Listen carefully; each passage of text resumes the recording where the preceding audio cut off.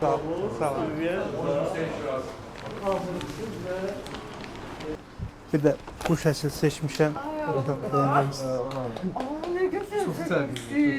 Yine küçük bir şekilde oldu. Çok güzel.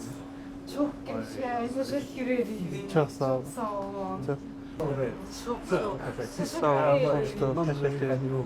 Çok güzel. Çok Yani bizim belə şəklimiz, belə çəkilmiş olmuyor. Yok. Balaca bir dənə anam çəkib mənim öz şəklimi. O da belə maraqlandırır. Kəskin. Amma belə sana İstəyirəm biraz son vaxtlara yaxın bir şəkil çəkim. Amma tapmadım. Hələ həmin vaxtlardan bir şəkillər tapdım. Olan arasından sizin şəkil fokusuydu. Baxdım tam farklı etkimdə yalnız hiss elədim.